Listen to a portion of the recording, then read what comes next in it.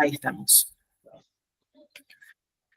Bueno, me presento antes que nada para las que no me conocen. Yo soy Tamara, soy trabajadora social y formo parte de Shalom Bait. Soy coordinadora del área de prevención. Algunas de ustedes tal vez ya estuvieron en algún encuentro de Alzando la Voz. Es una propuesta relativamente nueva de hace unos meses que pensamos que estaba bueno tener un encuentro mensual para poder debatir, reflexionar, intercambiar sobre temas relativos a violencia de género, ¿no? Digamos, la violencia de género es un gran tema y hay distintos subtemas que están buenos hacer foco por un rato. Y bueno, hoy traemos una propuesta en ese sentido. Y me acompaña Gabriela. Gaby, si querés presentarte. ¿Qué tal? Buenas tardes, yo soy Gaby, soy antropóloga desde hace más o menos un año, un poquito más de un año. Estoy trabajando como voluntaria en Shalom Bait. Me interesan, mi tesis de grado estuvo vinculada con temas de los cuidados y me parece que, bueno, que el trabajo que se hace en Shalom acompañando a mujeres víctimas de violencia de género está como íntimamente relacionada con la teoría de los cuidados en general. Así que, bueno, aquí estamos hoy para presentar el trabajo que estuvimos haciendo. Muy bien. Bueno, y con motivo del día de hoy, que es 25 de noviembre, el día de la eliminación de las violencias contra las mujeres. Hola, Vivi, ahí te sumaste. Bueno, pensábamos, ¿qué tema podemos traer para intercambiar con ustedes, con las interesadas en este espacio, en un día como hoy? Y nos pareció que compartir esta investigación que tiene que ver con la protección de las mujeres, con qué les ofrece el sistema judicial cuando hacen denuncias por violencia de género, con temas de riesgo, podía ser interesante, principalmente porque nos permite traer la palabra de las mujeres, ¿no? Como poder hacer como una sistematización de qué es lo que les pasa y que no solamente sean como testimonios que escuchamos, sino también poder llevarlos a otros espacios para generar conciencia, en este caso, o por ejemplo, como les contábamos hace un ratito, hoy ahí en el Senado, poder plantear esto y que eventualmente podamos armar un proyecto de ley que incluya algo en relación a las necesidades que ellas plantean, ¿no? De hecho, cuando empezamos a pensar en esta investigación que vamos a contarles hoy, uno de las ambiciosas, de los ambiciosos horizontes tenía que ver con esto, de poder llegar, ¿no? a lugares donde quienes nos escuchan tengan alguna incidencia, ¿no? Así que bueno, en ese camino estamos. Como siempre decimos, vamos a compartir unas diapositivas. Son muchas también, pero porque no, nos costaba mucho, digamos, como dejar afuera testimonios, ¿no? Ya verán que son muchos, pero bueno, eso, queríamos que todas las voces de las mujeres sean como escuchadas. No por ser larga la presentación, va a haber menos tiempo para intercambiar. La idea es poder dejar un espacio al final para eso, o, yo no las voy a estar viendo porque comparto pantalla, pero pueden directamente abrirse el micrófono, intervenir y paramos y comentar lo que quieran, o hacer alguna de las señas que permite Meet. Y bueno, también darles la palabra. Gaby ahí las va a estar viendo que tiene esa visión. Así que bueno, si les parece, voy a compartir pantalla. Ahí, bueno, Zul está ahí. No sé si estás ahí, ya estamos por arrancar, Zul, si te querés sumar. Ahí leí también sobre la presencia de, Ale, de Casa Florentina ONG, donde tenemos asesoramiento legal, psicológico y contención para víctimas de violencia de género. y bueno, Monique también que acá se presentaron. Después podemos profundizar un poco de esto, pero bueno, re piola que sean trabajadoras de esta temática para, bueno, también intercambiar con toda esa data que ustedes pueden compartirnos también sobre la experiencia que van teniendo en relación a las mujeres que ustedes también acompañan. Bien, ahí se sumaron algunas más. Hola Erika y Nadine, ya estábamos por empezar a compartir pantalla, así que bueno, se sumaron justito.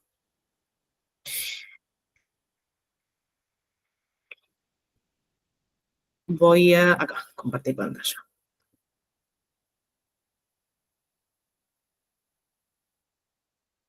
Estoy en eso, pero un poquito lento a veces el asunto. Ahí va. ¿Ahí están viendo lo que comparto?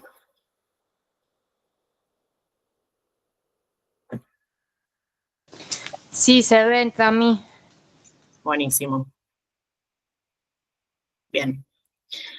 Bueno, encuentro 4 de Alzando la Voz. Que me escuchen a mí y lo miren a él, qué piensan y qué proponen las mujeres que denunciaron violencia de género sobre las medidas de protección otorgadas por el Estado. Es el título de acción que, uy, tenemos un problema que me acabo de avivar. Yo solo puedo aceptar a las mujeres que se van sumando, entonces voy a tener que ir y venir de la presentación.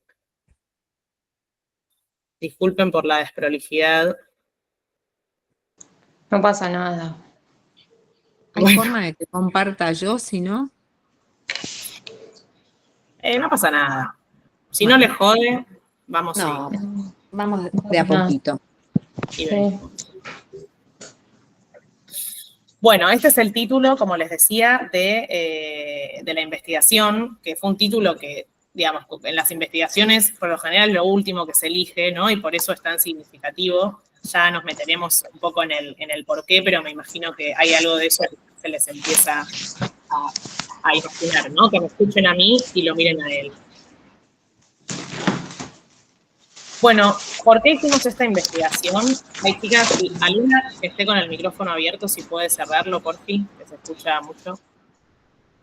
Gracias.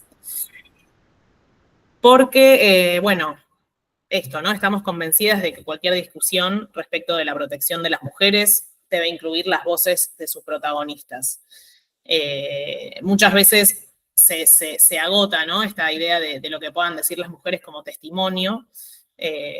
Y con esta investigación lo que queremos también es, como les decía en el arranque, como poder en esta investigación como más cualitativa, complementarla con los datos y las estadísticas y todo lo que ya existe, para sumarle esto, ¿no? Como qué les pasa a ellas, qué creen que tiene que mejorar, qué funciona mal, qué creen que es eficaz, qué no lo es.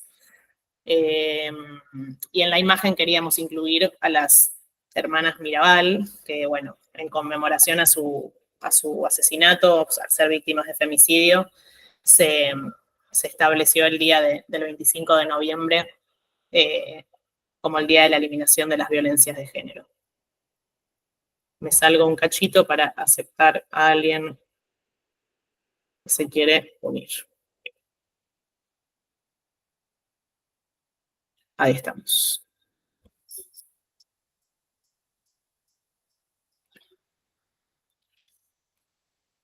Bueno, la investigación se llevó adelante, como les decíamos, desde el área de voluntariado junto al área de incidencia en políticas públicas. Esta investigación empezó a gestarse en el 2023, en realidad, a partir del femicidio, el asesinato de una de las mujeres que venía a Shalom Bait. Hoy contábamos sobre esto también en el Senado. María asistía a uno de los grupos de ayuda mutua y ella día a día, semana tras semana, pedía que le cambien la carátula de su causa porque la habían caratulado como de lesiones leves cuando ella había sido víctima de un intento de femicidio. Entonces, En la medida que no se hacía ese cambio, las medidas de protección que tenía no eran adecuadas al nivel de riesgo que ya vivía. Finalmente no la escucharon y la asesinó su expareja. Y bueno, ese fue un momento, acá en esta actividad están presentes algunas de las mujeres que asisten a Shalom Bait, y fue un momento muy duro para el equipo, para todas las compañeras de María del grupo, y bueno, después de un tiempo, ¿no? Como de pensar qué hacer, cómo seguir, creímos que teníamos que tomar el guante, ¿no? De María y continuar con su lucha, que en realidad esto que ella hacía es algo que hacen un montón de mujeres, ir día tras día o semana tras semana a los juzgados o fiscalías que tienen sus causas para pedir que mejoren la protección que les brindan, porque no es acorde a lo que viven en relación al riesgo. Así que bueno, de ahí empieza a gestarse esta idea y bueno, la concretamos con Gaby y con Alicia, que es la otra voluntaria que también participó de esta investigación, que hoy no pudo acompañarnos por un tema personal. Y en la primera etapa hicimos una encuesta con Google Forms a 26 mujeres que asisten a Shalom Bait y tuvimos una primera aproximación, digamos, a sus experiencias con las medidas de protección brindadas por el Estado. Lo que más nos llamó la atención de esa encuesta es que más de la mitad de las mujeres encuestadas aseguraban no sentirse seguras después de la puesta en práctica de las medidas de protección, y es un montón ese porcentaje.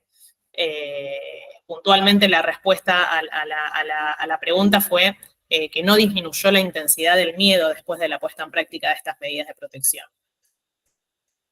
Y a partir de esta pregunta fue la que funcionó como guía, como ordenadora, digamos, de las preguntas que hicimos en una segunda etapa de entrevistas en profundidad a 21 de estas 26 mujeres. ¿Qué piensan las mujeres víctimas de violencia de género sobre la exclusión del hogar? ¿La prohibición de acercamiento les facilitó su vida cotidiana? ¿Se las dificultó? ¿En qué sentidos? ¿Cómo impacta en ellas llevar a todos lados un botón antipánico? ¿Cómo les afecta la presencia de una consigna policial? ¿Tener un dispositivo dual? Bueno, indagar en estas experiencias que ellas tienen, como les decía, para poder generar datos e información que sirva para mejorar lo que viven, las situaciones que viven. Y por sobre todo, cuáles son sus propuestas de cambio, ¿no? Digamos, esto de poder escuchar a las sobrevivientes es algo que no ocurre, pero que es fundamental para impulsar cualquier cambio a nivel también del sistema judicial. Digamos, no podemos pensar en hacer cambios sin escuchar qué es lo que les pasa a las personas que se ven afectadas directamente por lo que pasa. Parece muy obvio lo que digo, pero por lo general es como que todas estas discusiones se dan como en altas esferas muy, muy disociadas de lo que pasa como quien dice en territorio, y nosotras siempre intentamos como romper eso, ¿no? Y poder visibilizar esto que en lo que dicen y en lo que viven, por lo general, está la clave para los cambios, y que muchas veces es bastante sencillo mejorar, ¿no? Como a veces falta un poco más de creatividad y voluntad política. Bueno, ya nos meteremos también con eso. Me salgo un cachito para aceptar ahí a algunas personas que se quieren unir. Bueno, ¿vamos bien?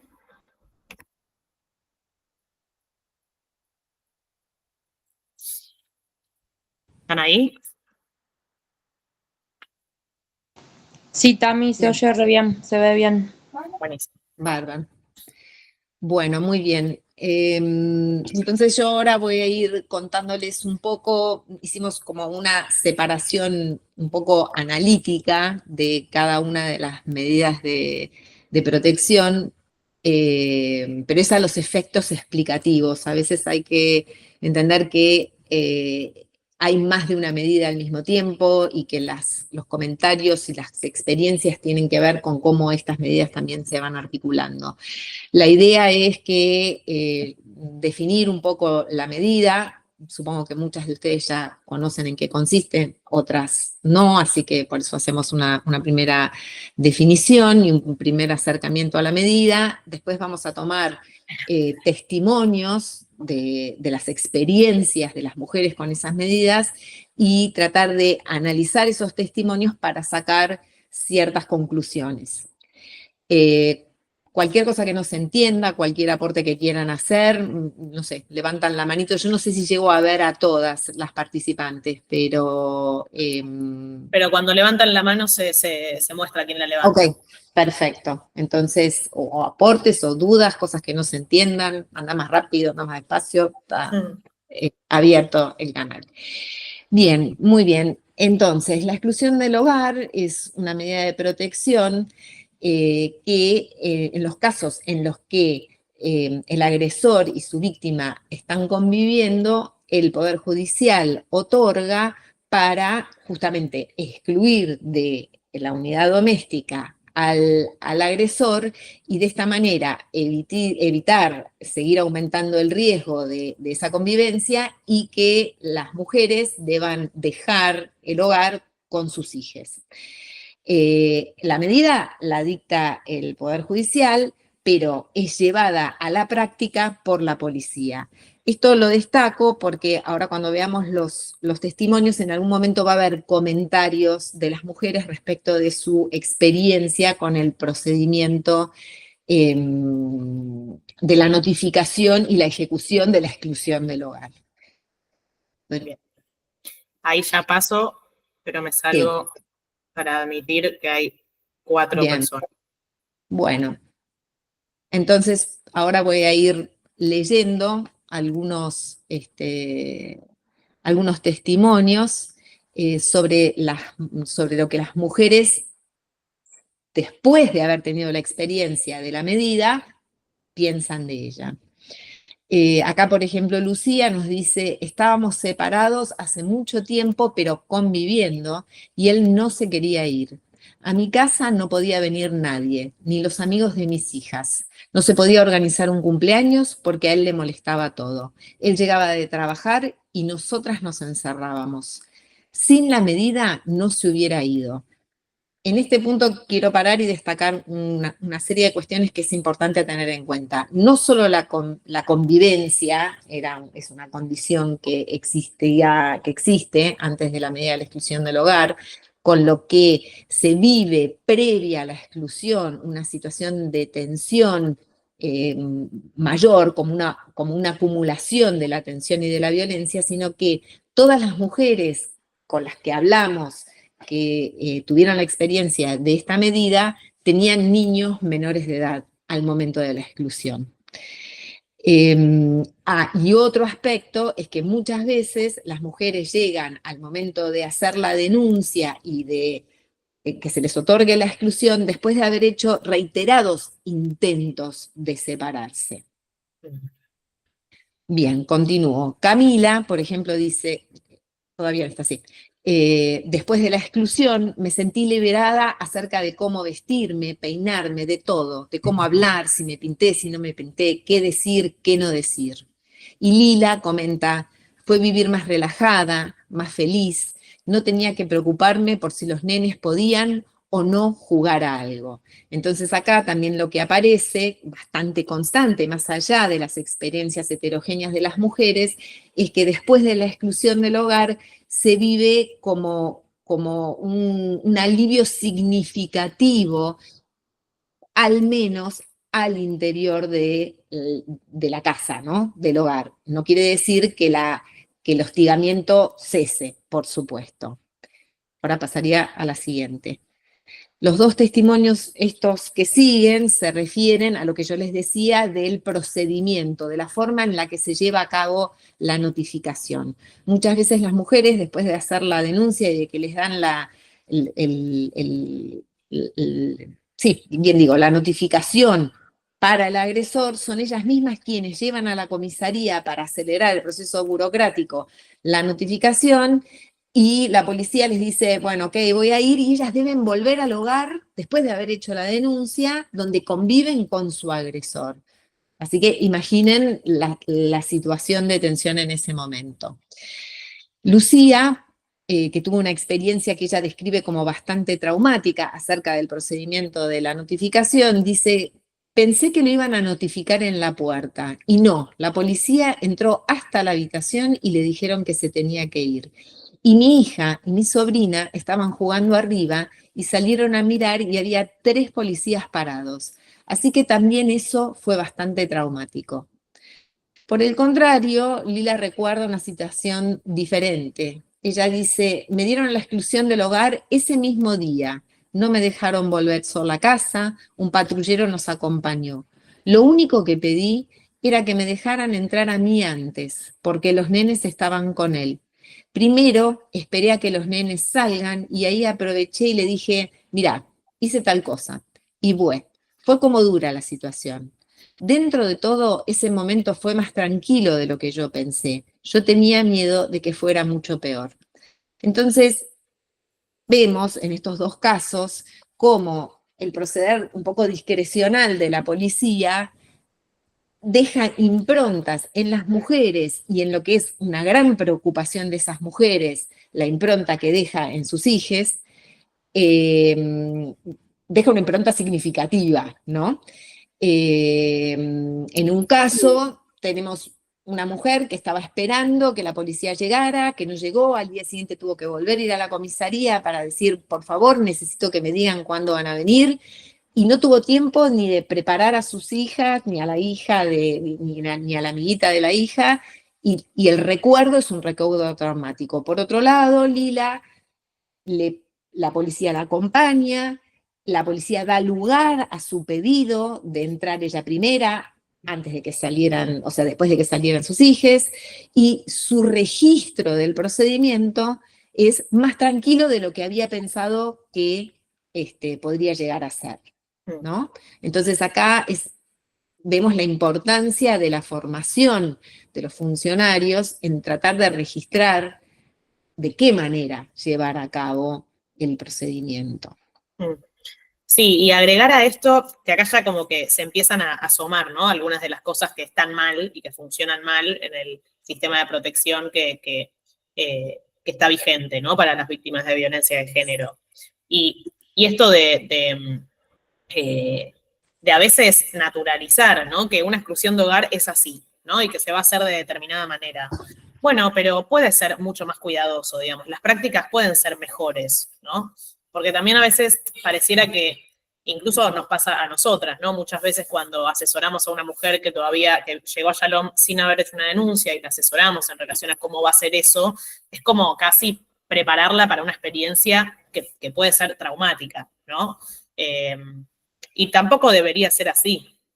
Entonces, de nuevo, como hacer una foto de lo que significa para las mujeres esta situación y cómo es llevada adelante, es el punto de partida para pensar otras formas posibles de hacer esto. No es que no se puede hacer de otra manera. Bueno, yo recuerdo haber conversado en una de las conversaciones que tuvimos, que una de las mujeres compartió con nosotros que uno de sus hijos, no recuerdo si era su hijo menor, después, no había sido una exclusión del hogar, pero había habido presencia policial en el hogar, y que su hijo menor, después de esa experiencia, empezó a manifestar tenerle miedo a la policía, y que ella hizo todo un trabajo con él de llevarlo a la comisaría, que estableciera contacto con la policía, o sea, como que, bueno, el temor de las mujeres del impacto sobre sus hijos no es que no tiene fundamento, tiene consecuencias de qué manera los oficiales se presentan en el hogar, ¿no? Sí. Y algo más para agregar chiquitito que creo que se nos pasó, esto de que los nombres de las mujeres que son testimonios son ficticios, y que también los testimonios fueron como tergiversados de alguna manera en palabras y cuestiones como para conservar el anonimato. Ahí como decirlo y que quede on the record. Bien. Entonces, como para sintetizar, la exclusión del hogar está vinculada con una situación de convivencia, y con la interrupción de esa convivencia se asocia con un clima de muy alta tensión y virulencia previas, y una vez que está efectivizada la medida, en general, se vive un alivio y un bienestar significativos al interior del hogar.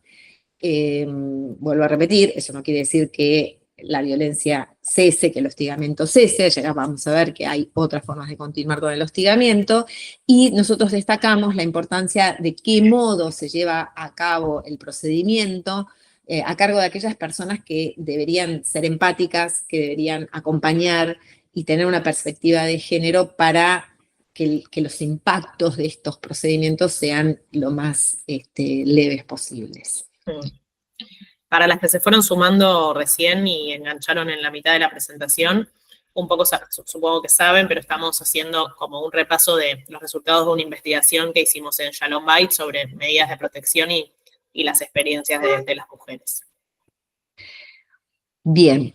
La próxima medida de la que vamos a charlar es la prohibición de acercamiento o la perimetral. En general nuestras interlocutoras le dicen la perimetral, lo van a ver en los testimonios.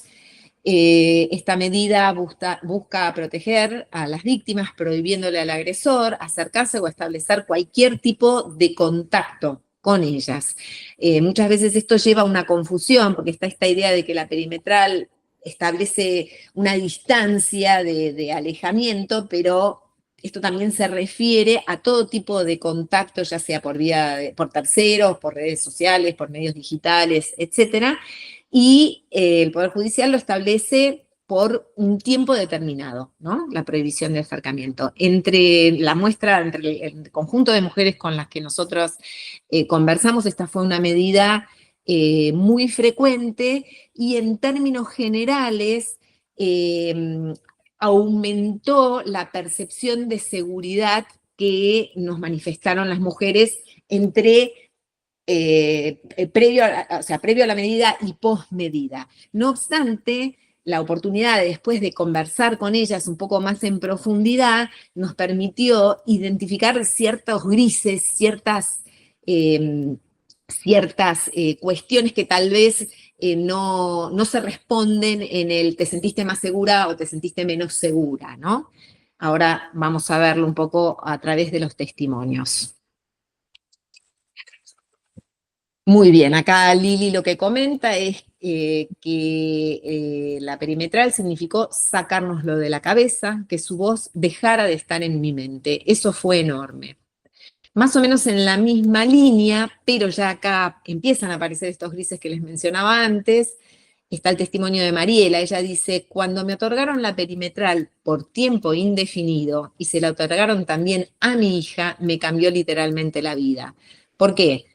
Porque también lo que sucede es que muchas veces la medida está dirigida a las mujeres y no a sus hijos, con lo que se generan otras oportunidades de continuar con el hostigamiento. Y la otra cuestión es que, como decía en la definición, el juez establece por cuánto tiempo se determina, ¿no? Está vigente esta medida. Esto lo que implica es que las mujeres y sus abogadas o abogados deben estar atentos a que la medida no se venza y que si eventualmente la medida se vence, genera como una ventana donde ese hostigamiento se reanuda y a veces se hace más virulento. O sea, son las mujeres, empezamos a ver que son las mujeres que además deben cargar con el impulso de motorizar que las medidas sigan estando vigentes. Sigo con el próximo, con lo que dice Cecilia, que tal vez le da también como otra complejidad al tema.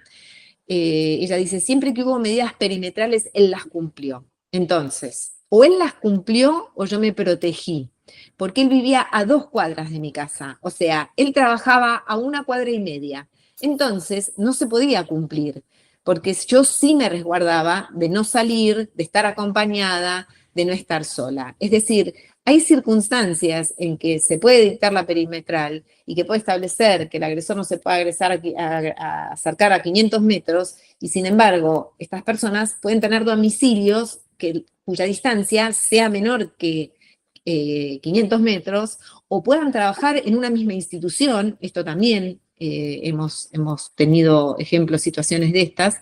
Entonces, en estos casos es la mujer la que desarrolla estrategias para protegerse, para autoprotegerse. O sea, El Estado brinda la perimetral, pero la que sigue protegiéndose es la mujer.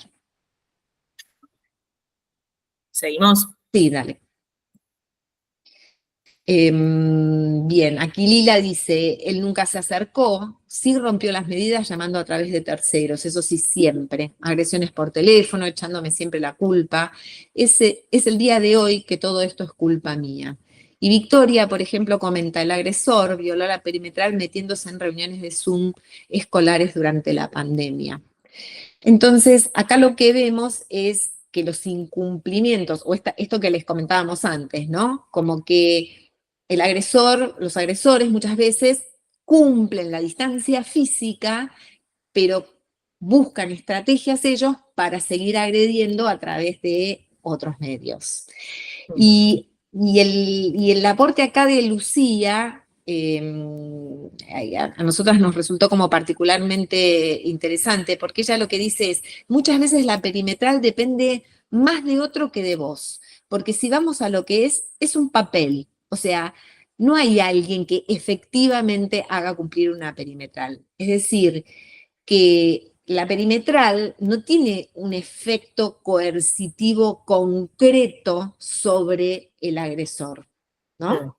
Entonces, esto también suma a la mujer la incertidumbre de si el otro lo va a cumplir o no lo va a cumplir. Entonces yo debo seguir protegiéndome, porque estoy dependiendo de la voluntad de un otro.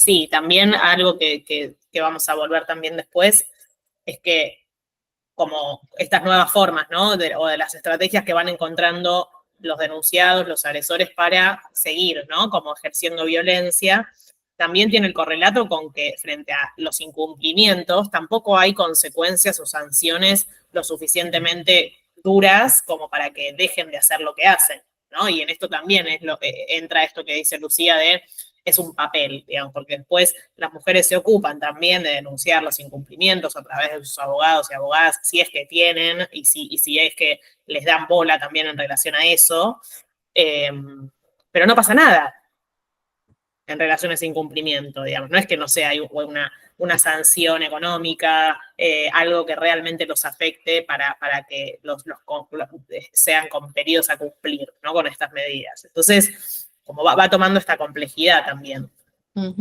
Tal cual. También, por ahí todas, alguna quiere aportar algo o se están guardando comentarios para después. Si no, seguimos nosotras. Ahí se levantó una mano, pero no veo la de quién. Nadine Slotogora. Nadine, te Sí, escuchamos. ¿Qué tal, Nadine? ¿cómo están? Lo que comentaban tiene que ver con, yo creo que cuando uno empieza este proceso, no empieza a ciegas. Entonces tampoco sabes en qué podés confiar, o sea, es todo un camino de, de un túnel que no sabes qué hay más adelante. Entonces, no sabes si confiar en esa cautelar, si en la perimetral, no sabes si se va a romper, si no se va a romper, y si te van a proteger o no te van a proteger. Entonces, toda esa incertidumbre es lo que te genera esa intranquilidad que perdura a lo largo de todo el proceso, creo yo. Claro, totalmente. De hecho, cuando nosotros nos preguntamos por qué el 53,8% de las mujeres no, o sea, dice no sentirse más segura, creemos que tiene que ver justamente con eso. Más allá de una efectividad concreta, hay un estado de alerta, hay un no poder relajarse, tener que invertir tiempo, esfuerzo y dinero en motorizar las denuncias de incumplimiento.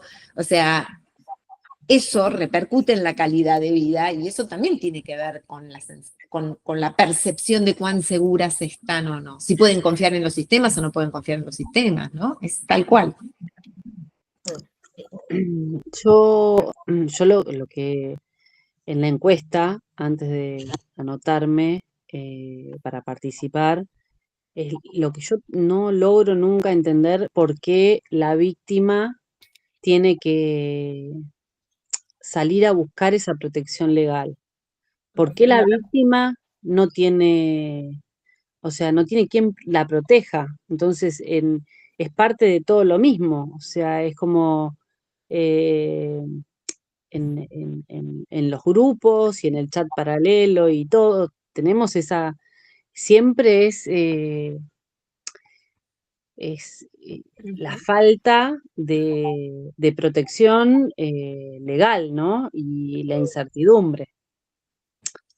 Más allá de que crean, no crean y que del vamos, o sea, el primer contacto que tenés es que probablemente lo máximo que consigas es tiempo y no que esa persona sea declarado culpable. Y las estadísticas Ujú. lo muestran, ¿no? Que ya ahí es como, es una lucha desde el día uno de brazos caídos, porque ya escuchar eso es como, tener que asimilar a lo largo de años algo que ya sabes que va a ser una injusticia, Mm. hasta que llega el momento que se produce la injusticia. Sí, es esto de los distintos niveles donde la violencia de género sigue ocurriendo, ¿no? Y la violencia institucional, que es estas formas de violencia, ¿no? Que a las que vos te referís también, Nadine, tan claras. Bueno, es parte de lo mismo, ¿no? Como con Gaby, mientras hacíamos la investigación, también hablábamos esto de cómo el sentido común del patriarcado, de cargar a las mujeres y sobrecargarlas y recargarlas y mantener de alguna manera el privilegio y la impunidad, ¿no? Porque se traduce en impunidad de los tipos, de los varones, en relación a muchas cosas que tienen que ver con cómo se instrumenta la protección en lo concreto. Bueno, tiene que ver con algo cultural también, digamos. Lo que podemos hacer es, bueno, ir en lo concreto planteando cambios, digamos, de por qué algo tan obvio como puede ser que las mujeres, como decís vos, carguen de distintas formas con la responsabilidad de su propia protección, ¿por qué pasa eso, digamos? Y puede ser de otra manera, ¿no? Así y asá, y plantear como soluciones concretas a eso, porque después es como decís, lamentablemente es con todo en contra. Pero bueno, en eso estamos y vamos, creemos que vamos hacia una sociedad, un mundo que en algún momento pueda ser distinto. O un poco distinto. Bueno, ¿seguimos? ¿Puedo hacer una pregunta? Perdón. Sí. Perdón, buenas tardes. Buenas tardes. Discúlpenme. Yo digo, ¿no? En la medida en que la mujer se da cuenta que su expareja o su pareja, bueno, no cumple con la perimetral. O sea, cada vez que no cumple con la perimetral, tiene que denunciarlo. Y si es así, las denuncias cada vez, digamos, a ver, ¿el impacto sobre el hombre es mayor? ¿Cómo es? No sé si lo pueden aclarar. No. No, lamentablemente no, digamos, depende, ¿no? Porque en el ámbito civil, digamos que es por lo general el del que estamos hablando, que es donde se denuncia violencia familiar, como se dice, bueno, violencia de género, las sanciones ante incumplimientos, digamos, la verdad es que a lo sumo se puede pedir algo en relación a reiterados incumplimientos, pero en concreto no hay nada. Distinto es en lo penal, entiendo que, bueno, ahí sí, que si bien en Shalom no trabajamos con causas penales, sí estamos al tanto porque un montón de mujeres que vienen sí tienen también procesos penales en curso. Yo no soy abogada, así que tampoco quiero decir algo y equivocarme, pero la realidad, y es lo que vamos a ver también hoy, es que no pasa nada, digamos, frente al incumplimiento. Entonces lo que termina viendo es más injusticia, más carga, más agotamiento, ¿no? Y el mensaje para los denunciados es el de que tienen impunidad, digamos, ese es el mensaje que llega. Porque si vos podés romper una y o 500 veces la medida y podés presentar 500 escritos, ¿no? Que como decía Gaby, implica un desgaste de tiempo, de carga, de guita, digo, no puede seguir siendo así esto. Las consecuencias y las sanciones tienen que, bueno, ir por otros carriles, tienen que ser sanciones, digamos, no pueden ser, no sé, avisos, qué sé yo. Ahí escuché manitos que se levantaron, ¿no?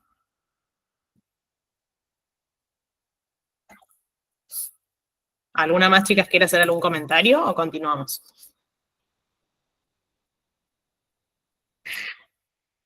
Bueno, ¿seguimos? Oh, perdón. Sí. Hola a todas, ¿qué tal? Buenas tardes. Hola.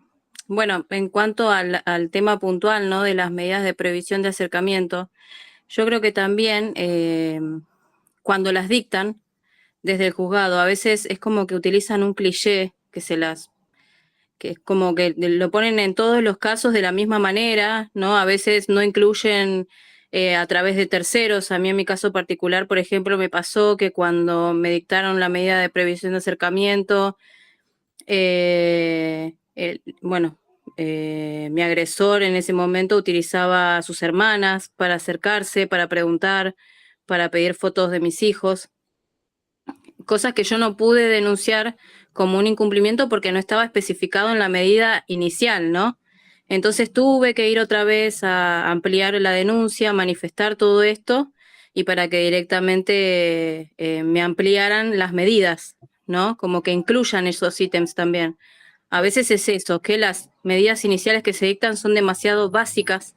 Para mí es un cliché que le colocan a todas las denuncias que ingresan, y entonces es a raíz de esto que nosotras es como que tenemos que estar un poco más también alertas a ver de qué manera se acercan o de por dónde puede venir el tema del acercamiento y también lo que te genera, ¿no? Porque generalmente eso se da en los primeros momentos cuando uno toma la determinación de la denuncia inicial. Y creo que ahí en ese momento es donde deberían ser un poco más amplias las medidas. Bueno, básicamente quería aportar esto desde mi lugar. Gracias, Erika. No, por favor. Nadine quería comentar algo más. Leo un segundo. Ale Bromberg dice, en cuanto a lo penal, tampoco pasa nada. Dependiendo la gravedad del incumplimiento, puede ir preso 24 horas. Okay. A mí lo que me pasó cuando la hermana me escribía o su jefe aparecía en mi trabajo, su ex jefe, en teoría, aparecía en mi trabajo. Había algo, también pasaron muchos años y era otro el momento, ¿no? Pero era no convertirme en una denunciadora serial, que iba a denunciar a la tía porque me había escrito un mail diciendo que, tipo, pidiéndome que retroceda, que no podía hacer, o al jefe que cayó 5 veces. Era eso, era el que de repente denunciar que habían incumplido con esa restricción, me iba a mí a poner en un lugar de incredibilidad, o como de no credibilidad. Claro. Y entonces eso sucedía y no lo evité.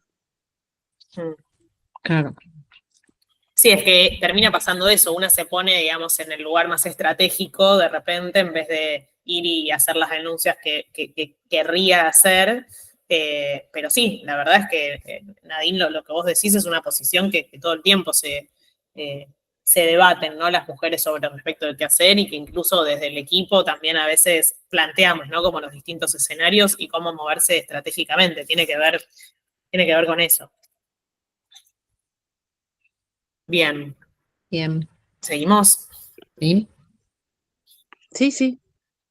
Bien, Esto muy bien. tiene que Entonces, pasar. para redondear la prohibición de acercamiento, en el grupo de mujeres con las que nosotros conversamos, fue la medida de protección más frecuente y con una puntuación de percepción de seguridad más alta. Ahora bien, encontramos estas cuestiones, estos grises, muy vinculados con el incumplimiento, que debe ser denunciado por las víctimas, no desencadena una penalidad unívoca, son las víctimas quienes desarrollan estrategias de autoprotección y los agresores desarrollan formas alternativas de hostigamiento que son muy frecuentes.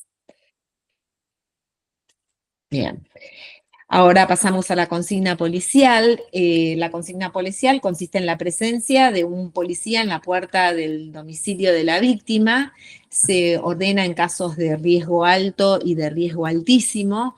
En nuestro caso, registramos que más del 60% de las mujeres con las que conversamos se había calificado la situación de ellas como de riesgo alto o altísimo, y sin embargo, únicamente 3 de ellas, o sea, si calculamos de 21 el 61%, tendrían que haber sido 12 mujeres que tendrían que haber tenido la medida de la consigna policial. Únicamente 3 de ellas se les otorgó la consigna y tuvieron una experiencia con la consigna.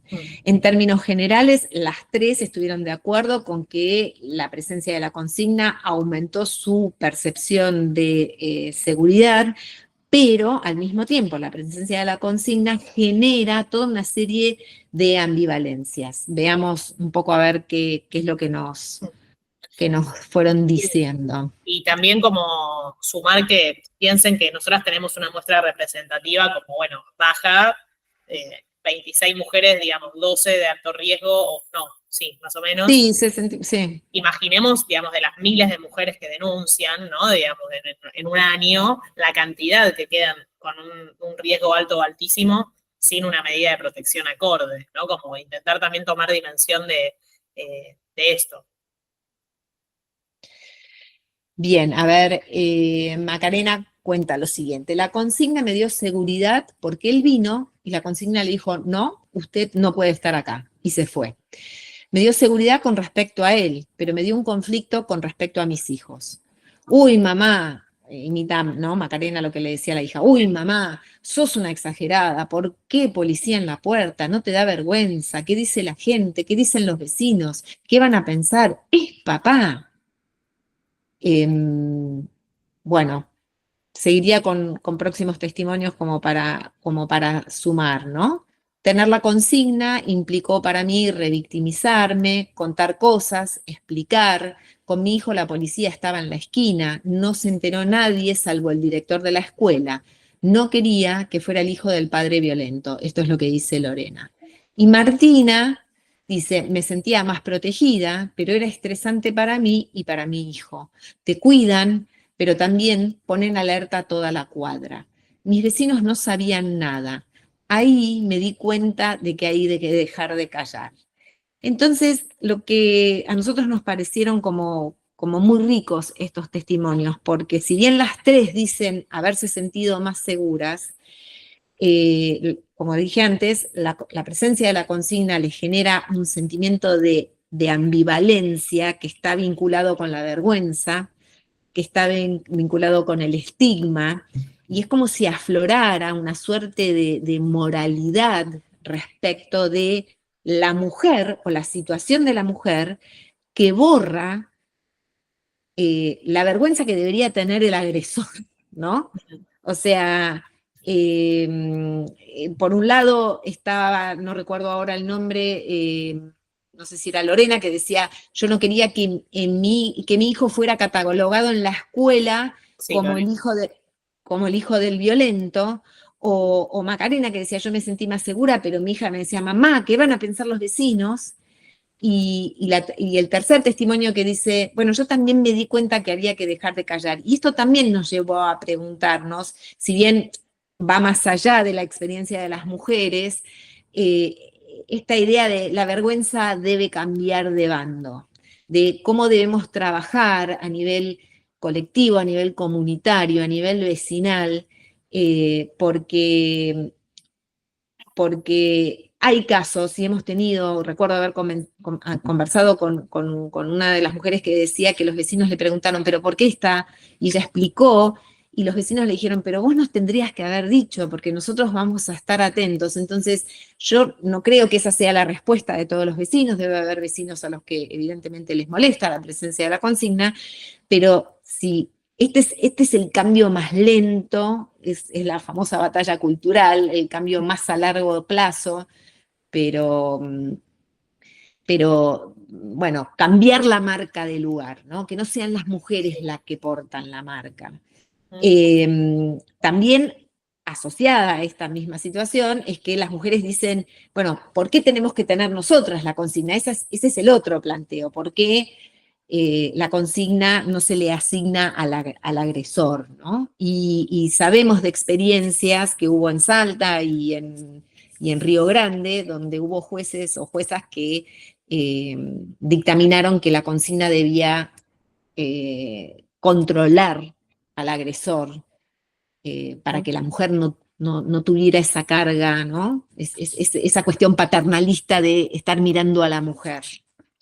Sí, y lo que decía también ese caso, que la abogada representante de la mujer víctima de violencia de género fue a pedirle a la jueza que la consigna policial esté en la casa del agresor y no en su casa, lo que decía es que se sentía presa, ¿no? Digamos, como simple.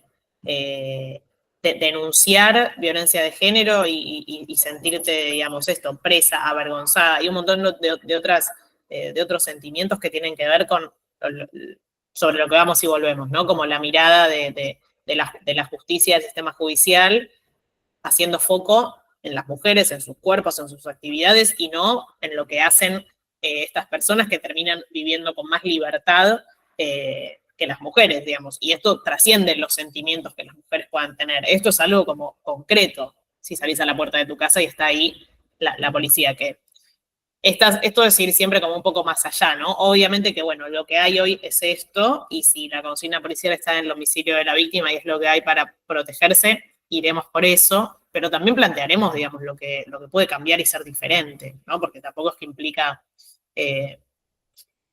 mucho más, digamos, la consigna policial está, bueno, que esté en otro lugar, que vigile a otra persona. Perdón. Sí. Buenas tardes. ¿Puedo hacer un comentario? Sí, por supuesto. No salgo, estoy con la luz cortada, hubo una tormenta ayer en Rafaela y estamos con la luz cortada. Cuento un poquito mi experiencia rápido. Yo soy víctima de violencia de género desde el año 2018, pero mi caso es diferente porque el problema es con un vecino. Tengo 45 denuncias hechas, de las cuales fueron desestimadas las primeras 10, hasta que logré a través de un video mostrar las amenazas de muerte. Es una persona de 50 años con algún problema mental, con problemas de consumo. Logré que, no sé si para bien o para mal, entrar a Fiscalía de Violencia de Género. Fue tanto el hostigamiento de este vecino, que tengo un tiro en el techo, se metió en mi casa, tuve que proteger toda mi casa, vivo sola, estoy divorciada sin haber tenido un solo problema con mi ex marido, y tuve que convertir mi casa en todo un arsenal para que este loco no intentara matarme. En base a toda esa peligrosidad, me dan consigna policial. Yo no sé si en Buenos Aires es igual, en Santa Fe entré bajo programa de testigo protegido, lo cual hizo que responda a 300 preguntas, o sea que la policía sabía más de mí que de él. Y al tener consigna policial tenía las 24 horas, yo vivo en casas, todo mi barrio son casas bajas, tenía 24 horas la policía en la puerta de mi casa, 3 turnos de 8 horas cada uno, creyendo cada uno que el problema era mi marido, que no tengo. Entonces la revictimización de tener que explicar a cada uno que venía quién era el problema, a dónde tenían que parar, porque mi vecino vive a 20 metros de mi casa. Entonces, hay mi casa, un lote y la casa del vecino. Tenía que explicarle a cada uno que venía y mostrarle yo la foto de quién era, de quién yo tenía que tener cuidado. O sea que es horrible todo el día explicándole a cada uno eso. Segundo, la policía venía y se quedaba dormida en el patrullero.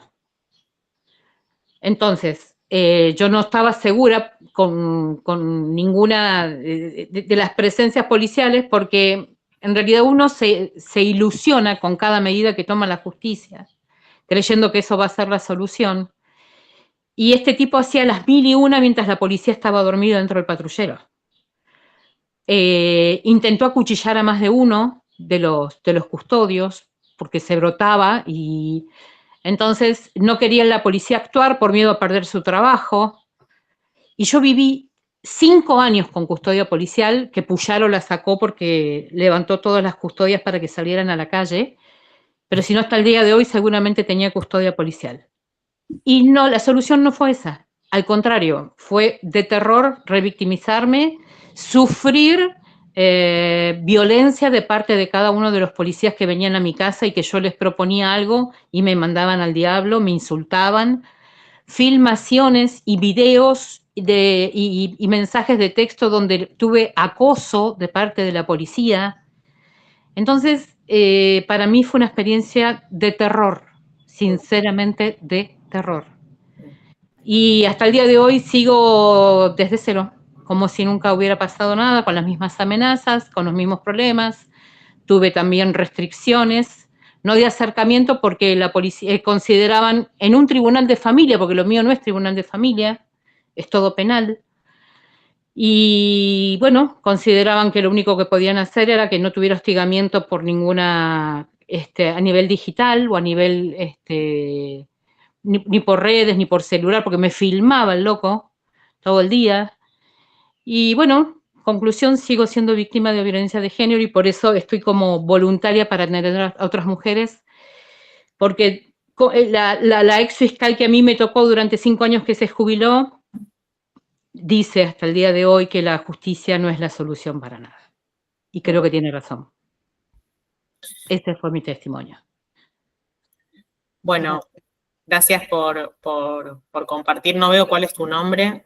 Alejandra Bromberg. Alejandra, gracias por compartir. Y tu relato me resuenan un montón de otros relatos también, y me parece que tiene que ver un poco con lo que planteaba Gaby, ¿no? Digamos, esto de la revictimización, de la autoestigmatización, de cómo termina siendo una experiencia muchas veces peor, digamos, a la previa de denunciar, ¿no? Y bueno, sobre eso también está bueno esto que planteas, digamos. Nosotras hablamos siempre de situaciones de violencia doméstica, pero sabemos que la violencia de género ocurre en todos los ámbitos de desarrollo interpersonal y puede ser también un vecino, claramente, y el punto es cuáles son las medidas de protección que se dan frente a estas situaciones.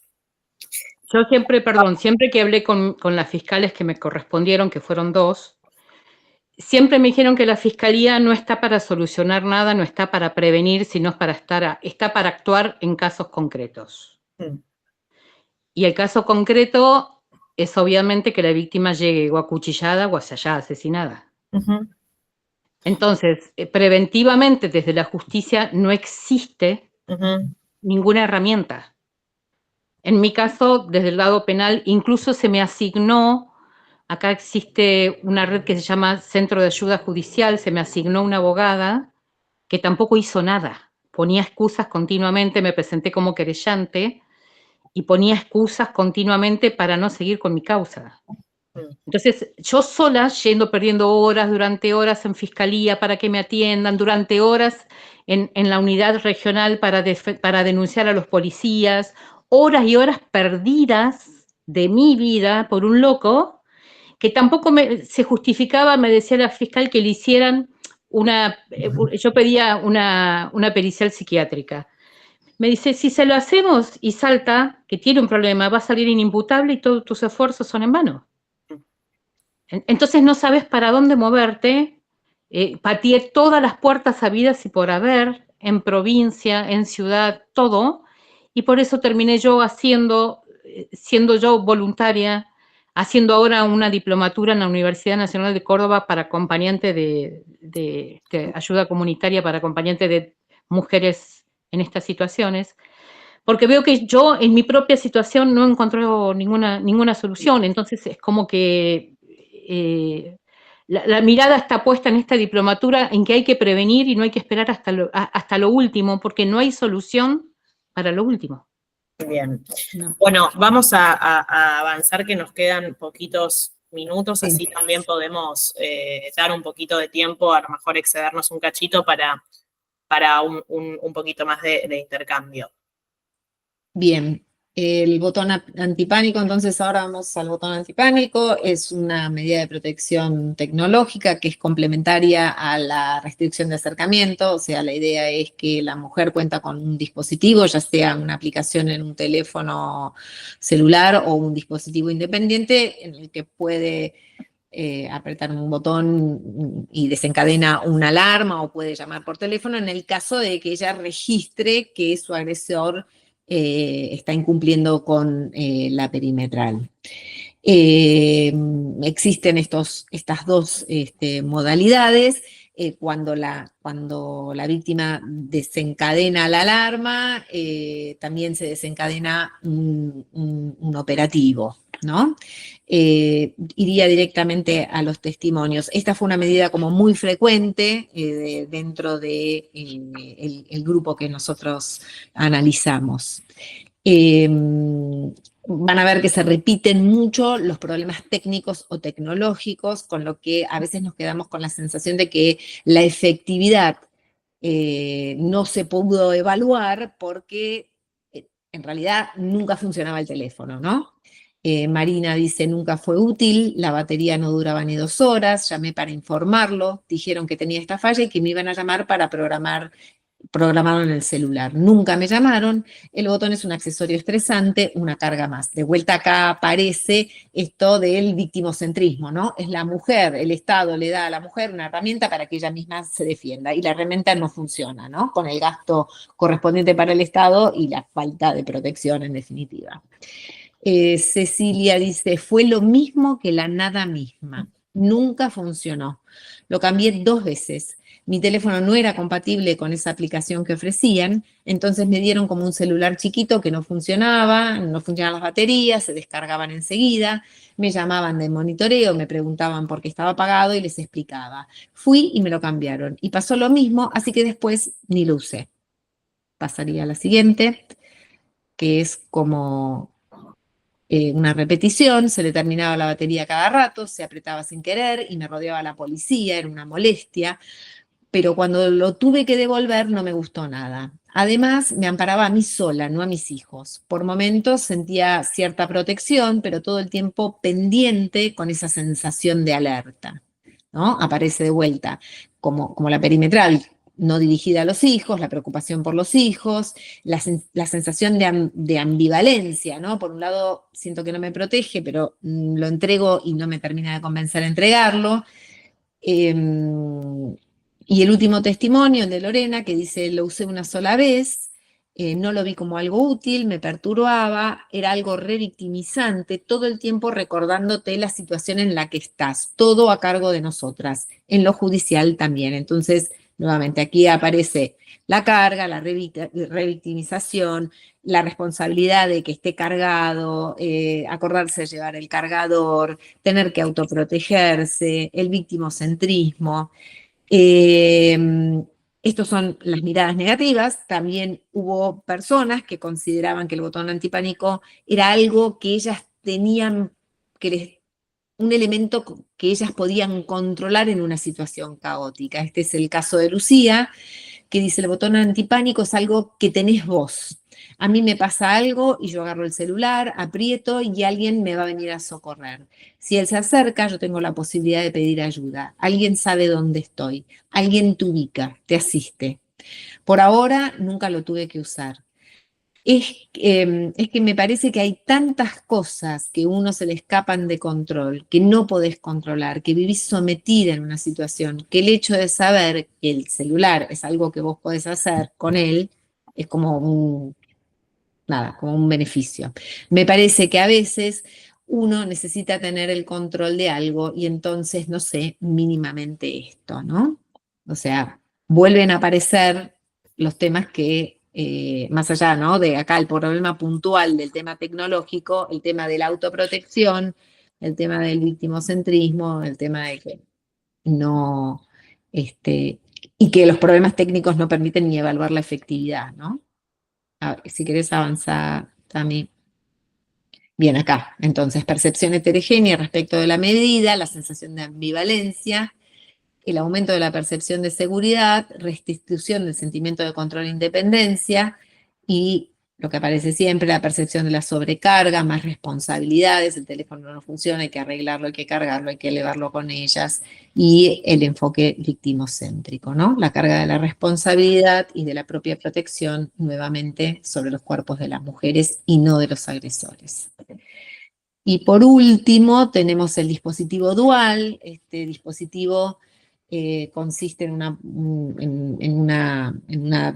tobillera o en una pulsera, que en este caso la diferencia con el botón es que lo llevan tanto el agresor como la víctima, que tiene un sistema de geolocalización que da cuenta al monitoreo cuando el agresor se acerca más de lo que establece la medida, desencadenando un operativo para evitar el contacto. Cuando uno lee dentro de la página del Ministerio de Justicia y de Derechos Humanos la descripción del dispositivo dual, lo ofrecen así como, bueno, reemplaza la consigna, evita la revictimización, restablece la vida cotidiana de forma autónoma, evita la tensión de tener que protegerse a sí mismo, o a sí misma en este caso, y llaman la atención dos cosas. Por un lado, que de las 26 mujeres con las que conversamos, o de las 25, de las 21 con las que tuvimos entrevistas personales, únicamente a una mujer le asignaron el dispositivo dual. Ella estaba muy satisfecha con el dispositivo dual. Ahí tenemos el testimonio, Tami, si lo cambias. Dice, al contrario, el botón me da seguridad, más la tobillera. La tobillera es lo que amo, porque él se acerca y suena.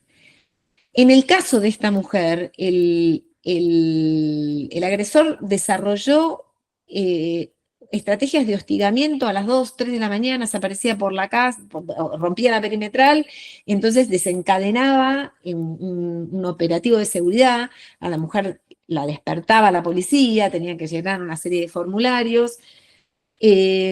No obstante, ella estaba satisfecha, ella se sentía segura. Y la otra cosa que sucedió en este caso particular es que creo que fue una fiscal que registró, porque se supone que a la justicia le llegan los registros de cuando los agresores rompen, o violan la perimetral, violan la medida, y la fiscal tomó medidas en contra, porque lo consideró hostigamiento, y tomó medidas en contra del agresor. Lamentablemente, no hemos tenido la oportunidad de conversar con más mujeres que tuvieran esta experiencia, ¿no? Bien, las conclusiones entonces es la poca asignación de esta medida para casos de alto riesgo y riesgo altísimo, dificultades en la implementación, y no garantiza el cese de hostigamiento, aunque sea la única medida con dispositivo puesto sobre el agresor. Bueno, y para cerrar, chicas, queremos compartirles como la pregunta tal vez más importante, ¿no?, que hicimos a las mujeres que participaron en esta investigación, y que tiene que ver con qué críticas, bueno, fueron haciéndolas, ¿no? Pero cuáles son las propuestas de cambio que hicieron las mujeres a los sistemas de protección actuales en relación a cómo viven y cómo les impacta en su día a día, en lo concreto, estas medidas. Y bueno, hicimos una síntesis de conclusiones que se las compartimos. En primer lugar, se pide más escucha y credibilidad al denunciar. El título de la investigación sale también un poco de las distintas citas, pero literalmente de esta de Beatriz, ¿no? Que me escuchen a mí, que lo estén mirando a él, que las mujeres sean escuchadas en relación a lo que les pasa y lo que necesitan, y que la vigilancia y el control esté dirigido hacia quien ejerce violencia y no a las víctimas. De nuevo, ¿no? Parece como muy obvio lo que estamos diciendo, pero no se traduce así en la realidad. Que mi palabra sea prueba sin tener que pasar por hospitales para mostrar los golpes. Esto, bueno, en realidad, lo que decía antes, en el ámbito civil se supone que una no tiene que dar pruebas en relación a la violencia que vivió, que basta con el testimonio, salvo para los casos en que también hayan delitos penales conexos y ahí de repente sí se abre otro proceso. Pero esto en relación a la credibilidad va más allá de que le tomen o no la denuncia, ¿no? Digamos, tiene que ver que lo que las mujeres sienten es que cuando denuncian no se les cree o se las denigra, ¿no? Digamos, o se minimiza lo que les pasa o revictimizan en el tipo de preguntas y las formas en que las hacen, digo, como todo esto también en relación a, bueno, la capacitación y formación que decía también antes Gaby. Bueno, y las consecuencias ante el incumplimiento de medidas. Lo que dice Lucía es que yo quisiera que hubiera alguna consecuencia, un llamado de atención o algo, ¿no? Esto de hace hincapié en algo porque lo que hay es nada. Como decían también ustedes hace un ratito dando sus propios testimonios. Como para que él sepa que hay alguien que está controlando, que no es solo un papel, ¿no? Y lo que dice Lila también, que lo que se siente es impunidad. Y las consecuencias ante el incumplimiento de medidas tienen que ser sanciones concretas, digamos, no es solamente que se le tome el escrito a la mujer cuando denuncia por el incumplimiento. Porque de nuevo, el mensaje que llega es el de impunidad y en el que puede seguir rompiendo esas medidas.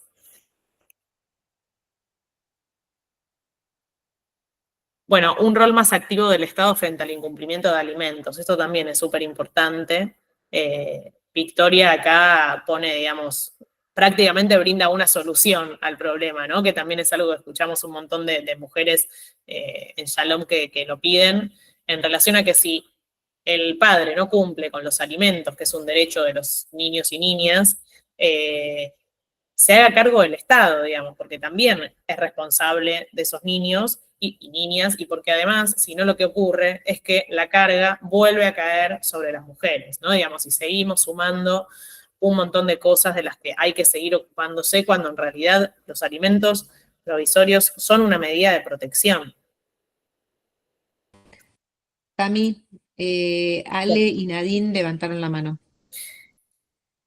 Ya, esta es la última. Ya mismo terminamos, dejo de compartir y ponemos en común lo que quieren decir, chicas, así hacemos como un intercambio. Y bueno, como lo último, ¿no? Desplazar la mirada centrada en las víctimas hacia los agresores, como por ejemplo con la consigna policial, ¿no? Que acá se repite la cita que mencionábamos antes. Que el sistema cambie el foco, digamos, y que esto no es solamente todo lo que tiene que ver con lo concreto, cómo se efectiviza el sistema de protección de las mujeres, obviamente que tiene, digamos, un fondo cultural, ¿no? Y un trasfondo y un diálogo con lo simbólico y de qué manera esto se traduce en lo concreto. Todo el tiempo está dialogando. Entonces, hay un sentido común, ¿no? Que tiene que ver con que, bueno, con que los privilegiados y la libertad la siguen teniendo más ellos, digamos. Y esto es así. Entonces, disputar el sentido común para que también se hagan cambios en lo concreto. Y por eso esto de desplazar la mirada, ¿no? Centrada en las víctimas hacia los agresores, esto del victimocentrismo. Y para terminar la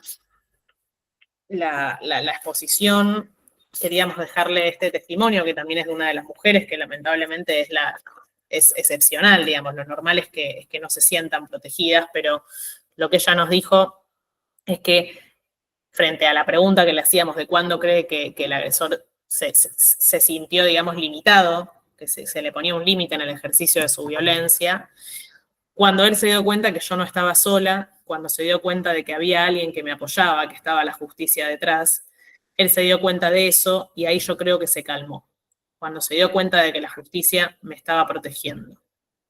Entonces, no perder de vista que la justicia, aunque funcione mal, hoy por hoy es la que tenemos y que cuando se hacen las cosas bien, cuando hay buenas prácticas, cuando se opera con perspectiva de género, de infancias, con un enfoque de protección frente a las víctimas, bueno, pueden haber historias en las que las mujeres encuentren calma, encuentren alivio y no más miedo y más preocupación a la que ya vienen con la que ya cargan, perdón, cuando van a hacer una denuncia, ¿no? Digamos, terminan encontrando más de lo mismo con lo que vivían antes de denunciar. Entonces, esto como para cerrar, voy a dejar de compartir y poder, con los minutitos que nos quedan, intercambiar un poquito sobre lo que les pareció, lo que tengan ganas de decir y de compartir. Ahí, bueno, veo como varias manos. Sí. Ale, Nadine y Fiorella levantaron la mano. Bueno, voy a ser breve.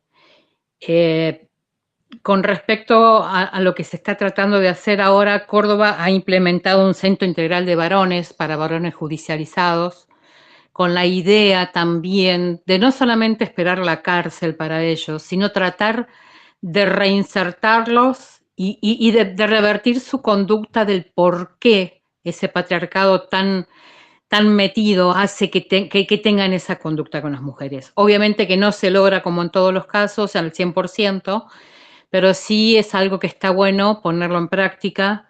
Acá en Rafaela se intentó ponerlo, nadie quiso, ninguno de los abogados quiso ser parte de ese proceso. Hay mucho machismo incorporado en el interior del país, así que bueno, lamentablemente por ese lado no se puede ir. Por otro lado, la justicia tratar de esperar que cumpla, no siempre lo hace, la decepción es muy grande. Así que el ayudarlo entre nosotras creo que en este momento es lo fundamental y buscar las salidas, porque no siempre tampoco la salida es la exclusión del hogar, no siempre la salida es, como en estos casos, nosotros transportar a las mujeres hacia otras ciudades, sacando a sus hijos de la escolaridad, sacando a los chicos dentro de su ámbito también, llevándolos a vivir a lugares que desconocen, escondidos. Entonces hay que tratar de ver otras soluciones que no sean las extremistas, porque por lo visto no dan siempre resultado. Muchas gracias. Gracias a vos. ¿Quién seguía, chicas, de las manos ahí alzadas para escucharlas? Nadine creo que estaba primero. Nadine.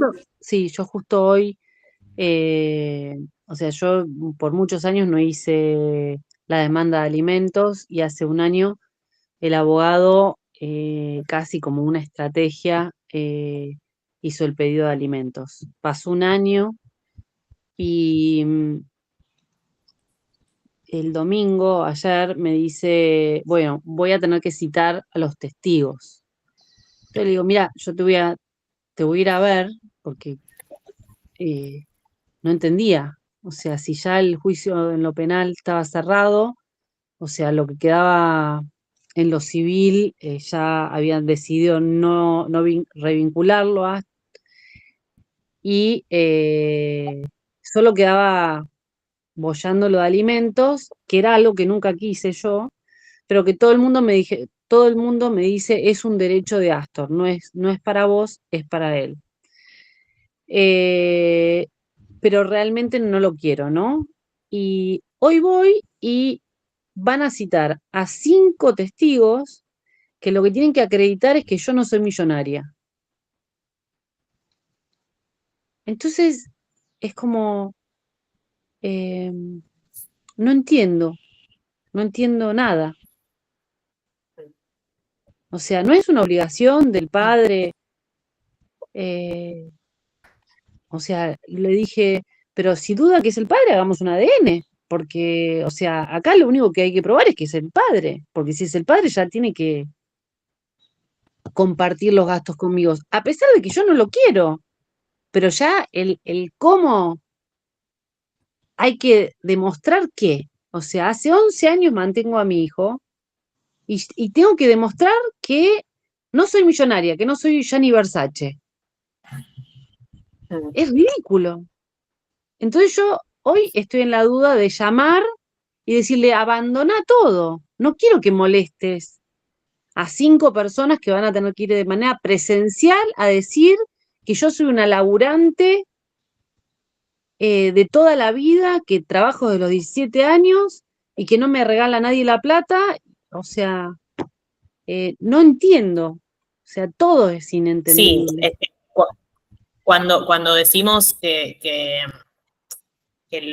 lo que escuchamos también en la investigación es que el Estado tome parte activa en lo que tiene que ver con los alimentos, tiene que ver justamente con no iniciar y desplegar todos estos caminos como audiencias, testigos, pruebas para algo de lo que tienen que hacerse cargo en el caso de que no se hagan cargo los padres, digamos, y que hay antecedentes como muy recientes en relación a esto, en los que sí pasa. El tema es que son jueces, juezas como muy puntuales, con mucha perspectiva, que por lo general no pasa, y los caminos son estos que decís vos, Nadine, como esto de ganar por cansancio y tirar la toalla, y eso, bueno, es como otro tema también, ¿no? En relación a Pero lo que una aparte va decidiendo. que un juez, que un juez ponga como provisorio 75.000 pesos para mantener a un hijo, eso, si eso no es violencia institucional, ¿qué es? Cuando No, totalmente. nuestros hijos están en edad de crecimiento, donde no necesitan que se le rompa la zapatilla, sino que le creció el pie, donde pasás de verano a invierno y el próximo invierno la campera no le va, donde están en crecimiento y comen el doble de lo que come uno. Entonces, o sea, es como si fueran extraterrestres los jueces. Es como tratar de explicar lo que no tiene sentido explicar. Porque ellos también crecieron o tienen hijos. No sé, yo estoy, o sea, sí, probablemente mañana a la mañana lo llame y le diga que abandone todo, porque la verdad es más el disgusto, el colesterol que me sube, el daño que me hago a mí misma, las cosas físicas que me están pasando, que los beneficios. Sí, sí, y bueno, tu testimonio también es como sumarle esto, ¿no? Más de la experiencia y de lo que es ser víctima y de un sistema en el que te sigue poniendo en ese lugar, digamos, en vez de facilitar algo, ¿no? Como esto que decís. No quería iniciar algo y de repente, bueno, desde este lugar de que es algo para mi hijo, bueno, pero en definitiva no pareciera que vayas a conseguir ese resultado y bueno, de repente cuidar No, y la aparte, salud es... Sí, aparte, o sea, el abogado dijo, esto es una estrategia y a partir de la estrategia, todo el proceso se aceleró y se terminó de cerrar lo penal, se puso en evidencia que había algo aletargado, entonces fue como, o sea, la psicóloga de Astor me dijo, nunca se hace juicio de alimentos cuando hay un tema de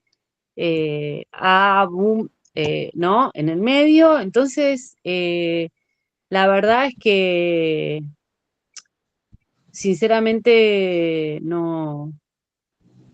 Este año fue un año durísimo. Tami, vos me atajaste y bueno, y hoy tengo consecuencias físicas, ya no son psicológicas, físicas, ¿no? Entonces, seguir batallando es lo que menos sentido tiene.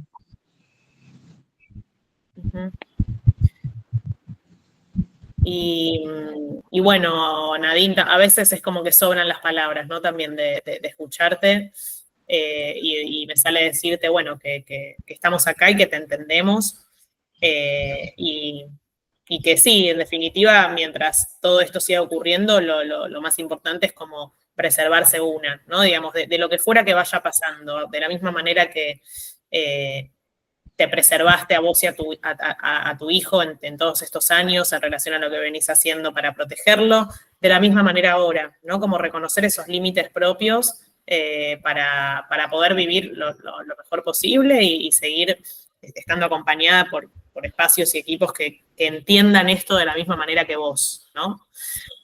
Y dejar de tener que dar explicaciones de por qué uno hace lo que hace. Chicas, estamos ya pasadas de hora y ahí, bueno, Dani, Fiorella, Ale, no sé si quieres decir algo más en relación. No. Estoy- Estaba la manito ahí levantada. Sí, Así que bueno, si pueden, con el poder de síntesis que puedan tener, las escuchamos. ¿Puedo hablar? Dale, Fiore. Hola a todas. Yo quería contar al principio brevemente el proceso que estoy pasando junto a mi familia en el aspecto civil. Está vinculado ahora a lo penal con lo mío porque mi agresor es violador mío. Y quería decir en cuanto a las primeras, al principio que comenzaron a hablar, yo vivo en una torre policial donde esta persona es ex miembro de las fuerzas, ¿cómo se dice? Públicas, ex policía. Y hay un montón de la tanda y amigos de la misma generación que él, o sea, la atención para todas es la misma, pero se agrava más cuando tenés constantemente que vivir en estado de alerta constante y defenderte como se puede. En mi caso, la justicia obró muy bien. Nos tocó una defensora pública al principio que mamá denunció en la OBD. Excelente, que vio y tomó nota de todo al principio. Fue fabulosa, como estar también en Shalom Bait, con una ayuda increíble hasta el día de hoy, porque si no, no podría sola sostenerme. Hasta el día de hoy siento que tengo falencias y no puedo, o sea, uno tiene que seguir acompañado en todo lo que se pueda para luchar y no queda otra que luchar. Es mucho el estrés. En lo que me confiere con respecto a la perimetral, nosotros los tres, mi mamá, mi hermano y yo, tenemos la perimetral y ahora cuando fue avanzando tener el botón antipánico, la tobillera por la gravedad, porque al ser miembro de la policía aprendemos un montón de cosas que uno no sabía, se agrava el asunto, además de las gravedades sufridas de estando viviendo como presos en la casa de uno, y un montón de situaciones, violencia psicológica, económica, en complicidad espiritual, un montón de cosas y las violaciones y un montón de situaciones que duelen muchísimo. Y no es una cuestión de dinero ni de venganza, es una cuestión de que se haga lo correcto y que se ponga un límite a la persona. Por esto el título que ponen ustedes de mirarlo, mírenlo a él y más que a uno, es muy importante que se fije la mirada en la persona que nos hizo daño, para que todos los demás vean que hay ciertas cosas que no se hacen y que pueden también ser parte de que uno pueda denunciar también a vecinos y personas, que en el momento de uno de las papas uno puede darse cuenta quién está verdaderamente. Entonces, el estado de miedo que uno vive, de estrés, es tremendo, pero pienso con tanto el sistema dual que es lo que te dan cuando la persona tiene la tobillera, que la tiene mi madre, pienso que sirve muchísimo, sí hay que estar cargándolo, hay un montón de problemas que se presentan y sirve mucho más que el botón antipánico que te dan en la aplicación, porque si no tenés datos móviles es complicado. Un episodio que vimos con mamá, que esta persona estaba escondido detrás de un árbol, nos tardó que respondiera y estuvimos con mi madre ahí tocando en su momento en uno de tantos episodios. Una misma tiene que presentarle todo a la defensoría, porque cada cosa es distinta en cada lado. Entonces, en un balance de cosas que uno presenta con todos esos movimientos a la policía y pedirlo para dárselo servido, que está bueno y responde, pero es una lucha constante. Y creo que vale la pena y todas las herramientas y que alguien generoso y con gente con empatía pueda ayudarnos para filmar, presentar. A veces siento que muchas chicas no tienen, no pueden en esos momentos. En mi caso sí, presentamos un montón de evidencia, estoy hablando en lo civil, en lo penal también, con lo mío, pero Fiore, ya estamos como muy pasaditas y bueno, perdón, también sí, por vale la respeto pena. al horario y poder escuchar también a Dani. Pero bueno, eso, si querés algo más decir y ya le damos la palabra a Dani. Pienso con el título que pusieron ustedes del foco de hoy, que mirarlo a él En mi caso está teniendo prevalencia porque me están escuchando, están siendo respetuosos la justicia conmigo y con mi familia, nos están cuidando y pusieron el ojo sobre él. Tiene el condimento que esta persona es miembro de, y todo lo grave que es que con sus armas, con sus cosas que les encontraron y muchas cosas, pero aún así es siempre que lo miren a él y luchar. Mi mínimo aporte es decirle a todas que luchen, aún con todo el miedo y la hipervigilancia que genera vivir muy mal y las enfermedades que cargamos, que es la consecuencia, como en mi caso, que no tiene cura y duele cada día recordarlo, pero luchen, luchen y gracias a Shalom, a ustedes. Bueno, gracias a vos, Fiore. Dani, te escuchamos a vos, un cachito aunque sea. Hola, rapidito. En realidad ingresé a escuchar cuáles eran las opciones que teníamos. A mí realmente creo que me dieron todas las opciones, esa parte sí funciona, y era entrar a escuchar qué otras opciones había, porque en mi caso me las dieron a todas. O sea, puedo decir, no es que me faltan y digo, uy, me falta que hagan esto y por eso no funciona. Yo tuve todas y no funcionó ninguna, desde la perimetral, que llegaba la policía y yo le mostraba la perimetral, que estábamos con Julia y él le daba plata a la policía y seguíamos, denunciaba eso y me dieron el botón. Él vino acá con un montón de mariachis, yo apreté el botón, se fue él, los mariachis, todo. Después llegó la policía, con el botón, él me lo agarraba de la mano y decía, dale, me pongo a cantar y fíjate cuando llegan. O sea, yo tenía mucho miedo hasta de apretar el botón porque él me lo sacaba de la mano, inclusive antes que yo lo apriete, denunciando esto. Me pusieron la consigna. Teniendo la consigna y con todo lo que pasé con la consigna, me agarraba acá en la esquina o acá a 2 cuadras, le pusieron la tobillera. Me fue muy mal con la tobillera, muy, muy, muy, muy mal. Entré en psiquiátrico, con todo. Yo terminé devolviendo el mío, él creo que sigue con la tobillera, por su forma de ser, hizo más de 30 o 40, no sé, incumplimientos, no paraba, terminó volviendo loca a cualquier hora a las 2, a mi hija y a mí, la pasamos mal. Y ahora la opción que sigue, que nos dieron, es esto de que nos ponen una persona que va con nosotros a todos lados. O sea, hoy en día yo sigo con todo, sigo sumando esto que decían, a veces sacan. Nosotras, la verdad que es de esa parte, sin duda que gracias a ustedes, ¿no? Una gran aporte de Shalom, de Moni, sin lugar a dudas, que me van agregando cosas, pero él las va retrucando, o sea, es como que le dan ánimo a seguir, ¿no? A pesar de eso. Y bueno, y era un poco eso de que entraba hoy a escuchar, porque creo que el sistema sí da todo lo que tiene, pero creo que no tiene lo que necesita dar. Y hoy en día yo me encuentro que estoy luchando contra él y contra un sistema que no está dando lo que necesito. O sea, siento que lucho más contra el sistema y con lo que me da el sistema que con él también, ¿no? Creo que se me juntaron las dos cosas y nada soluciona nada. Y, perdón, Ani, te hago una pregunta. ¿Y vos tenés alguna idea de lo que te parece que podría ser efectivo en tu caso? No, las escuchaba cuando ustedes comentaron esto de que habían 2 provincias que le habían puesto la custodia a él.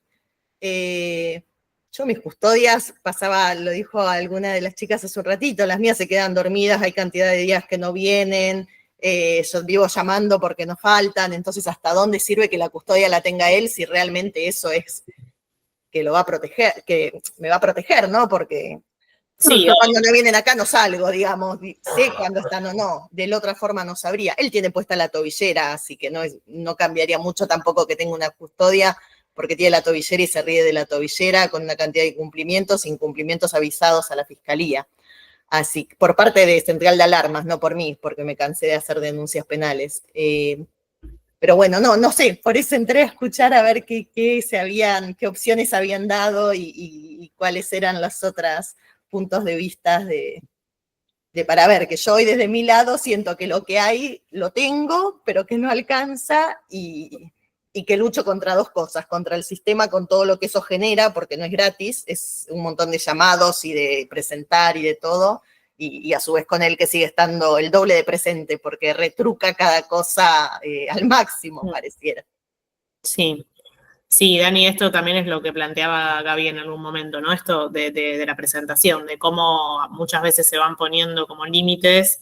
Digamos, cada historia de cada una, todas tienen muchas cosas en común, como pasa en los grupos, ¿no? Y a su vez cada una con su particular experiencia en relación a cada cosa. Y esto que vos decís bueno, de que fuiste cambiando, ¿no? De medidas de protección y demás, pero que finalmente una se encuentra que a veces está esto, ¿no? Como luchando contra el sistema, porque estos varones que ejercen violencia, digamos, no nacen de un repollo, nacen en un contexto cultural del cual el sistema judicial también es parte, y esto de que todo tiene que ver con todo. Pero bueno, me quedo como con esta reflexión, ¿no? Para seguirla en algún próximo encuentro. Y bueno, queríamos agradecerles a todas por participar hoy. Se dio, digamos, a veces sucede, ¿no? Como que se da mucho de una parte como más de testimonio, y bueno, de eso se trataba también hoy, ¿no? Como traer de alguna manera a nosotras el testimonio con la investigación y también que ustedes puedan ponerlo acá en común con todas. Acá las chicas dejan algunos mensajitos, Vale, bueno, agradeciendo, y Vale Sterren y Vale Litvinov. La opción podría ser la conciencia social de la violencia de género y la formación profesional obligatoria de los profesionales en las instituciones públicas y el ámbito de la salud. Totalmente de acuerdo. Y si seguimos acá y hablando de esto es porque creemos que es posible un cambio también, ¿no? Si no, digamos, Sí. dejamos todo y nos vamos cada uno a nuestras casas, pero creemos que se pueden hacer las cosas distinto, aunque sean excepcionales los casos donde ocurren, como decíamos antes, buenas prácticas, y lo que nosotros entendemos como buenas prácticas, que tiene que ver con proteger a las víctimas, con controlar a los agresores, con restarles carga a las mujeres, ¿no? Y todo esto tiene que ver con la formación y capacitación. Sí, Gaby. Yo, nada, una última cosa con respecto a lo que decía Valeria. Las invitamos a leer el informe completo, porque obviamente lo que se presentó hoy fue un recorte, hicimos una selección difícil, pero ahí aparece dentro de las propuestas, ¿no? que hacen las entrevistadas, cuestiones relacionadas con los funcionarios, con las abogadas y los abogados, los psicólogos, con las formas de comunicación a las escuelas. O sea, hicimos un recorte de las propuestas, pero las invitamos a leer, si quieren, el informe completo, donde hay como mucha más información de los resultados. Sí, lo encuentran, porque acá hay algunas mujeres que vienen a Shalom y otras que no, pero bueno, todas tal vez siguen nuestras redes. Si van el link en la bio, ahí si se meten, hay distintas cosas siempre como publicadas. Una de ellas ahora es el informe completo, que lo pueden leer y que es mucho más extenso y va por un montón de otros carriles, como decía Gaby. Está re bueno. Y si no lo llegan a encontrar, le escriben a Vico y se lo pasamos a través de WhatsApp también. Bueno, chicas, Bueno, les mandamos un beso grande a todas. Muchas gracias por participar y bueno, nos vemos el próximo encuentro. Si se quieren sumar, ahí estaremos. Un beso grande. muchas gracias. Hasta luego. Chau, chau. Chao, chao.